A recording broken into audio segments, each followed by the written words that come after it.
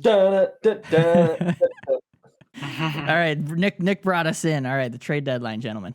It's less than a week away. It's this Friday. We're currently recording this on Sunday the 3rd at 7:30 p.m. Exactly 7:30. Wow. Look at that. So big deal that happened first was Tanev. They Calgary finally got rid of Tanev. I say got rid of, but they traded him. Yep. To Dallas. I don't know if anybody had been seeing that as a possibility, but No. that's interesting. Dallas is gonna be fucking good.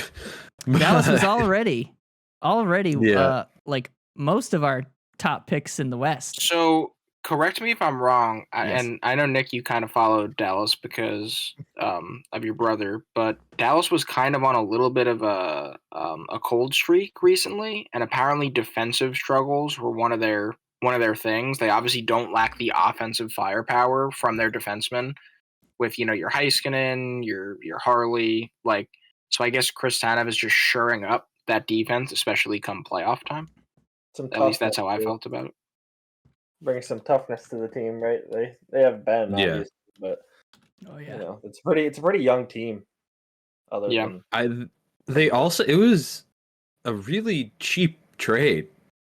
It was I feel like so they were initially Calgary was looking for a first, which come on guys. Yeah.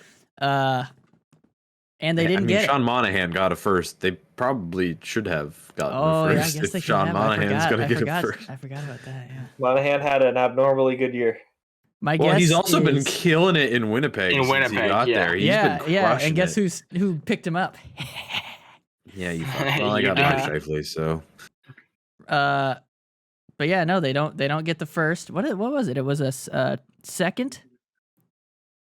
They got a prospect. Second, a third, and a prospect. Yep.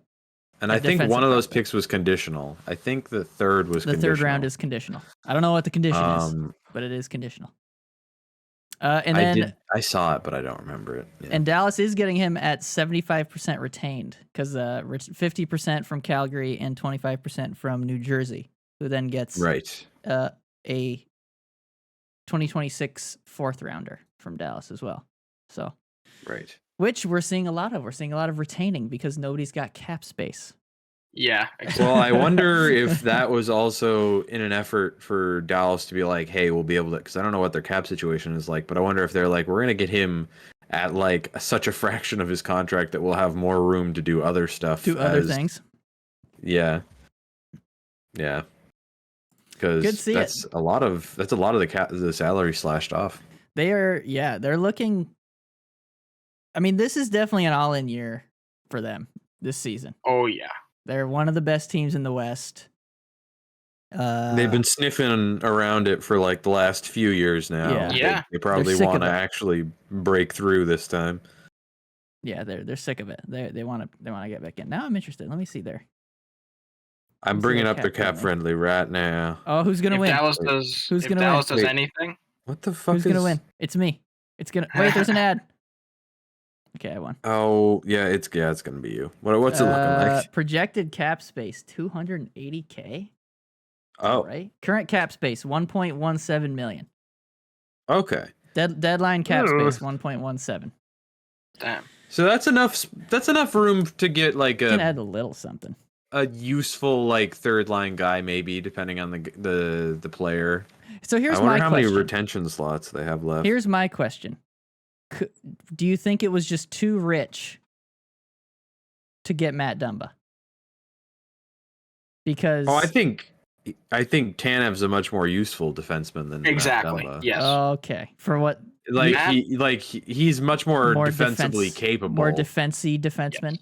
Yeah. Okay, I mean, you already have Heiskanen on your blue line. You don't really need Listen, points for your from your D-man. I don't know how Heiskanen's been doing, but I have him on my team. I don't think he's been doing that well. But if that's not what they need, then exactly. You have Heiskanen and Thomas Harley, and then you have like Matt Dumba would just be a defensive liability. You think so? No offense to you, Matt. I didn't know he was that bad. His defensive numbers are not great. No. Well, I mean, they haven't been great on Arizona at least this year, which is its own thing. But he hasn't been looking good from everything I've seen online. That's not good. So that's not good. And also, yeah, I mean, if you can't get the retention that they got for like Tanev there, where he's so cheap now coming in, because you said it was how much was retained? 25. It was 75% of his total thing was retained. 70? Right. 50 because by the Calgary, one did 25. 50 and one did yeah. Like the so other like half. he's a friggin' bargain, and that's why it worked. Let me tell you, he is currently 1.125, which is more than Matt Dumba would have been. Yeah. Really? Matt Dumba is less, I believe, less than 4 million. So if you had done the same thing with Matt Dumba, it would have been less than $1 million. But regardless, I think Tanev's the better player. All right. So. All right then. I think it works well for Dallas. Like they paid such a fair price, more than fair. I think they did pretty it wasn't well very much price wise. So good on them. They paid a total of 1 second, 1/3 conditional, 1/4, and a defensive prospect. They paid that for Christopher Tanev. So, okay. Yeah, that's a pretty good deal. Calgary, I believe, will continue to look around because they still have a bunch of players that they could ship out and get some return on. One of which we will talk about in a little bit. But first,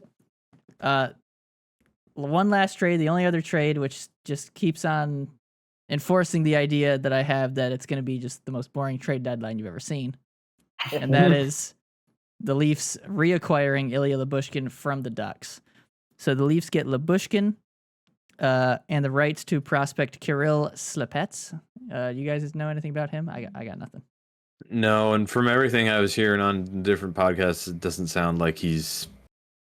It just sounds like it was a name that was included because maybe it'll end up being something, who knows. All but right. yeah. And it's not even the player. They just get the rights to the player. Yeah. So the Ducks get a 2025 third and retain 50% of the salary. The Hurricanes broker the deal, get a 2024 sixth, and retain 25% of the salary, which to me felt weird. It's not a lot because he's not an expensive player, but it's odd to me that the Hurricanes, who are in a playoff spot, are going to use a bit of cap space to grab a pick. It's probably, if you help a team in their conference. Yeah, to help a team that they could end up seeing later on. That's another point that is kind of weird. But are you helping them when it's a bad player? When it's Ilya Lyubushkin? Yeah, maybe they were like, you want him? Oh yeah, we'll help you get him. Sure. Oh yeah. No, I'm happy to help. Yeah. Just give us any pick that you have. And in an unfortunate turn of events for Toronto, didn't he get hurt? I don't know. Yeah, I don't know if it's going to be a lengthy injury, but he got hit high and in a charge, really, by Matt Rempe. I saw that. I was like, that's a fucking charge, dude. Like 5 I don't know if it was high. I don't remember the replay that well, but it was definitely a charge. Well, he's like 6'8", so every that man is on a mission to just pound people. Yeah, he's a pounder. True. And he cannot fight to save his life, and he does nothing but get in fights. And I'm like, you might want to take a night off, my guy. Yes, the Delorier fight, I think it was. The Olivier fight. Olivier one was the one where he got Reeves fight last night. He kind of got fed a little bit, and then just sort of kept him out of reach with his long arms because he is like 6'7" with huge arms. I think I saw something like he's played in like 6 games. He's fought in 5 of them. He's had one game where he's not fought. Yeah, he's gonna. I don't know if he still does, but like he at one point before the Toronto game, he had more penalty minutes than time on ice. I'm sure that's still the case. I am sure that's probably still true. Yeah, because he's only averaging like 4 minutes on ice, and he's got about a fight every game nearly. So that right there is more penalty minutes than time on ice. Yeah. So he probably needs to stop. Yeah, well, we can talk about that a little bit later. But yeah, it's a wild story over there in New York, down there in New York, up there in New York. Ilya Lyubushkin for you, bud. Up there, all the way up there. Eric is just over there. We're down there. That's true. Yeah. I do like the nickname Rempire State Building though. That's fantastic. That's not bad. Because he's like super tall. That's not bad. Okay, so those are the only 2 trades that have happened, gentlemen. Lame. Give us something. Give us something exciting. League, come on. But anyway, well, we'll see what happens. Yeah, we got. So these are the players I have here that are possibilities. I have Matt Dumba listed here. I'm gonna take him off. I don't know. He's gonna go somewhere. You think somebody's gonna take him? I think somebody's gonna go for him. Okay. Because he's a right-handed defenseman that scores a lot of points, and it's a trade deadline. Like somebody's gonna doing that. Who's good on defense in the playoffs right now, but doesn't have the scoring power? I could see Toronto getting him and having him try to be like what they wanted Klingberg to be. I mean, yeah. Didn't they want Dumba in the first place, but they couldn't make it work? I think I heard something along those lines, but I don't know, like maybe. But I could see them going for him. I mean, I don't know. He's a guy that I could see like a lot of teams going for. He'd be a good like complementary piece for a lot of teams because you need defensemen if you want to go on a playoff run. Who's you got just a shitty need guys. Power play? I don't know. In the East. Well, he's not going to the Habs. Well, I was gonna say, what about either Winnipeg or Philly? What about either of those teams? Because Winnipeg has Hellebuck and have been pretty okay defensively, and more scoring couldn't hurt Winnipeg really. You know, I know they've been scoring and they haven't had a problem, but they do need that. I think, yeah, that it is one of their things where they need that's that. good thinking. And Philly, only because I know Matt Dumba kind of can also play on the edge a little bit sometimes. I know he likes to like hit as well. So I don't know if that would be. I don't know if Philly's going to add though.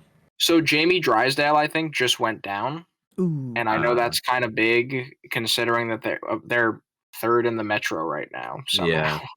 So like the vibes I've gotten from them is it seems like Danny Briere is like, okay, this wasn't the plan. Yeah. But if you're gonna do this, you guys can do this. Yeah, we're not gonna add. Yeah. Yeah, like we're not going crazy this deadline. Like if you guys do it, it's great, awesome, go for it. I'm kind of mad, but go for it. But I don't think Philly's gonna add. I mean, there's still rumors they might deal Sean Walker because he's one of the bigger. Sean Walker is one of the bigger names on the defensive market this year at the trade deadline, and that says a lot about the trade deadline. That says it all right there. Him and David Savard. Oh my God! Stop trying to put David Savard in here, Benny. I am not trying anything. Pierre LeBrun the other day reported that a lot of the teams that were in on Tanev but didn't get him are possibly shifting interest to David Savard. Of course, it's which would be